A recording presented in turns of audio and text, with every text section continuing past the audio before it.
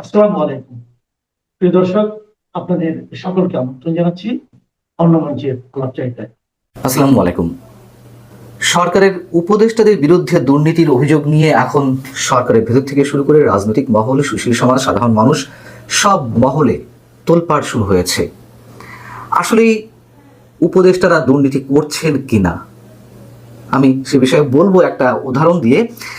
নিশ্চয়ই আপনারা জানেন যে গত 2 দিন আগে শুক্রবার বিএনপি চেয়ারপারসন বেগম খালেদা জিয়ার একান্ত সচিব ABM আব্দুস সাত্তার তিনি দাবি করলেন যে অন্তর্বর্তী সরকারের অন্তত 8 জন উপদেষ্টার সীমাহীন দুর্নীতির খবর তার নিজের কাছে রয়েছে, গোয়েন্দা সংস্থাগুলোর কাছে রয়েছে, এবং এই উপদেষ্টাদের সঙ্গে যোগাযোগ ছাড়া নাকি গুরুত্বপূর্ণ পদে কোনো নিয়োগ হয় না, বদলি হয় না। তো এটি যখন তিনি মন্তব্য করলেন তখন সব মহলে মোটামুটি নড়াচড়া শুরু হয়ে গেল।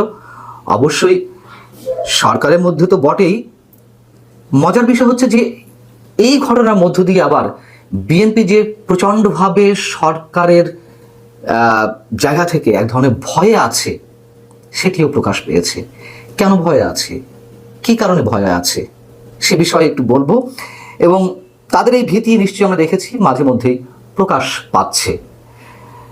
বিএনপি মহাসচিব মির্জা ফখরুল ইসলাম আলমগীর বেগম খালেদা জিয়ার একান্ত সচিবের যে দাবি, সেই দাবির পরিপ্রেক্ষিতে সাথে সাথে বিবৃতি দিয়ে গণমাধ্যমকে তিনি জানালেন মিস্টার সাত্তারের এই বক্তব্যের সঙ্গে দলের কোনো সম্পর্ক নেই, এটি তার সম্পূর্ণ ব্যক্তিগত মন্তব্য এবং এর সব ধরনের দায়ভার সাত্তার সাহেবের।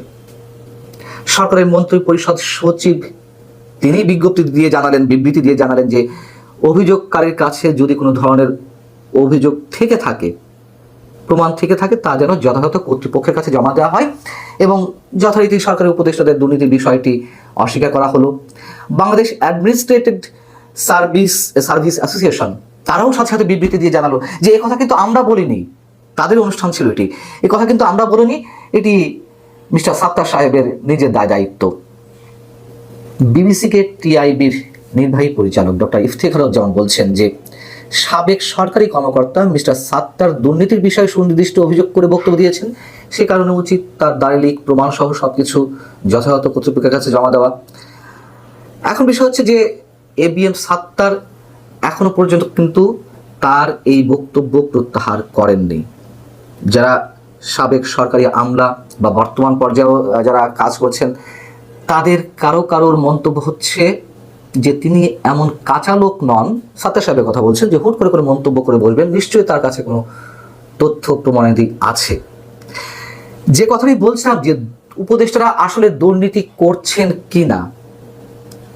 কিনা এটি ডেফিনেট করে বলা যাবে না, তবে নানান ধরনের পুরো খবর তো আসে আমাদের কানে।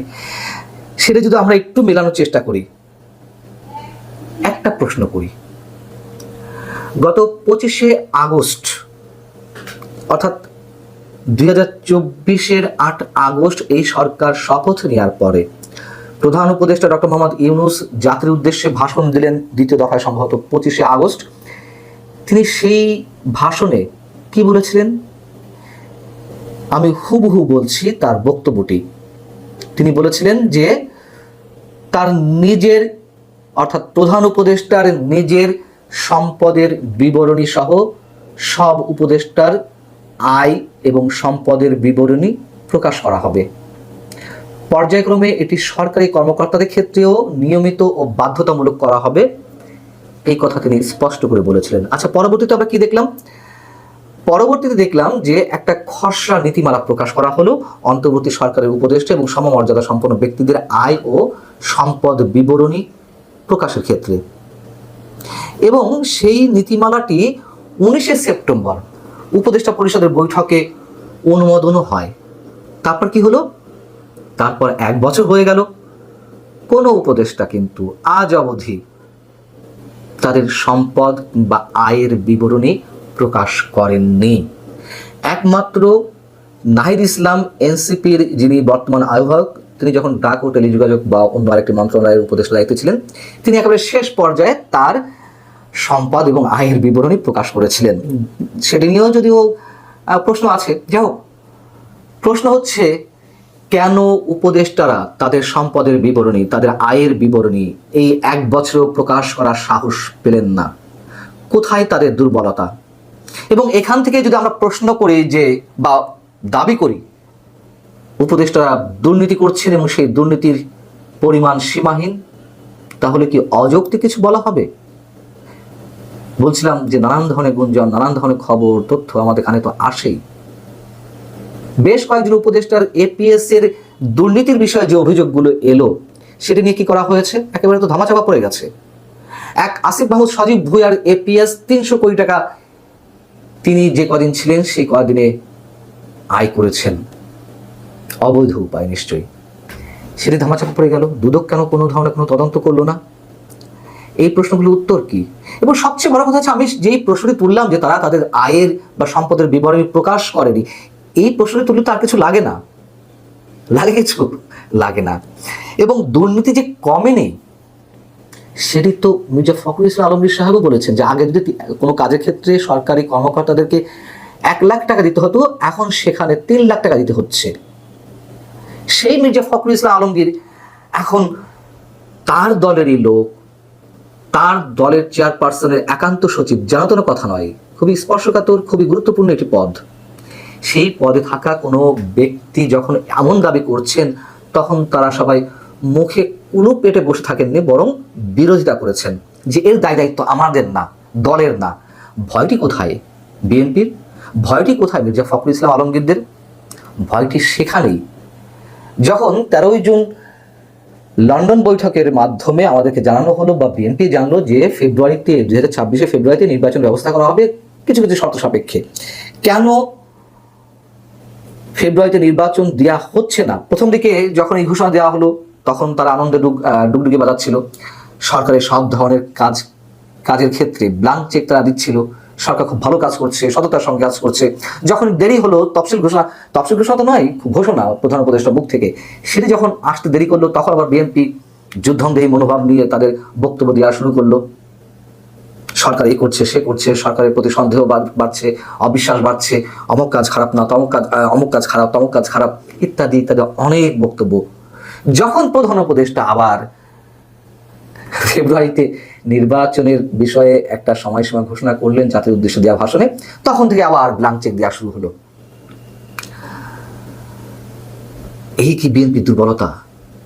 যে সরকারকে নাড়ালেই, সরকারের বিরুদ্ধে কিছু বললেই সরকার বোধহয় নির্বাচন দেবে না।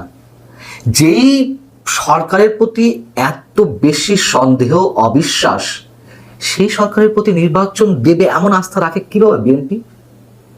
আর বিএনপিও বা তার রাজনৈতিক দূরদর্শিতার পরিচয় কতটুকু দিচ্ছে? নিজেদের উপর আস্থা নেই, বিশ্বাস নেই যে নির্বাচন একটা গণতান্ত্রিক অধিকার, গণমানুষের যেই আকাঙ্ক্ষা, দাবি, সেটি বাস্তবায়নের জন্য বিএনপি একাই যথেষ্ট এই মুহূর্তে। তাদের প্রতি তার এই বিষয়ে আস্থা নেই। সরকারকে চটানো যাবে না। যদি অন্য কিছু হয়, তাহলে কি ভিতরে অন্য কোনো এজেন্ডা আছে, অন্য কোনো হিডেন এগ্রিমেন্ট আছে? আমরা জানি না। বিএনপির এই যে কথাবার্তা, নানান সময় নানান ধরনের রূপ, এগুলো আমাদের কাছে অনেক ধরনের সন্দেহের সৃষ্টি করে। এটি বাস্তবতা। এবং সরকারের বিভিন্ন পর্যায়ে যে সীমাহীন দুর্নীতি চলছে, কোনো কোনো ক্ষেত্রে আওয়ামী লীগ সরকারের চেয়ে অনেক বেশি দুর্নীতি হচ্ছে, সে কথা তো ট্রান্সপারেন্সি ইন্টারন্যাশনাল বাংলাদেশ টিআইবি তার প্রতিবেদনে উল্লেখ করেছেন। ডক্টর ইফতেখার জামান নিজে উল্লেখ করেছেন দুর্নীতি তো হচ্ছে, অস্বীকার করার তো কোনো ওয়ে নাই। আবার FBM সাত্তার সাহেব, যিনি অভিযোগটি করেছেন যে 8 উপদেষ্টার সীমাহীন দুর্নীতি রয়েছে, দুর্নীতি করছেন তারা, এই ভদ্রলোক তিনিও যে বিতর্কের ঊর্ধ্বে তা নন। তিনি 82 ব্যাচের কর্মকর্তা, বিসিএস ক্যাডার। আওয়ামী লীগ সরকারের সময় তিনি যুগ্ম সচিব যখন ছিলেন, তখন তাকে অনেকের সাথে তাকে অবসরে পাঠানো হয়েছিল। 5 আগস্টের পট পরিবর্তনের পর তাকে ভূতপূর্ব সচিব পদে পদোন্নতি দেওয়া হয় এবং পদোন্নতি পেয়েই তিনি কি করলেন? অফিসার্স ক্লাবের পূর্ণ নিয়ন্ত্রণ নিয়ে নিলেন ক্যাডার বাহিনীর মতন, আর সবাইকে ঝেঁটিয়ে বিদায় করে দিলেন। এই জন্য বলছিলাম যে তিনিও যে খুব বিতর্কের ঊর্ধ্বে তা নন, তবে তিনি তার পদে থেকে যে বক্তব্যটি দিয়েছেন অবশ্যই খুব গুরুত্বপূর্ণ একটি মন্তব্য করেছেন, গুরুত্বপূর্ণ অভিযোগ। তার উচিত হবে বিষয়টিকে চ্যালেঞ্জে জানিয়ে খোলাসা করা। এখন হয়তো বিএনপির চাপে তিনিও কিছু করতে পারছেন না, তিনি তার বক্তব্য যেহেতু প্রত্যাহার করেননি, আবার কিছু বলতেও পারছেন না। খেলা চলছে, খেলা আমাদের সামনে অনেক কিছু প্রকাশ পাবে, নিশ্চিতভাবে প্রকাশ পাবে। সে পর্যন্ত অবশ্যই আমাদেরকে সুস্থ শরীরে ভালোভাবে অন্তত বেঁচে থাকা দরকার।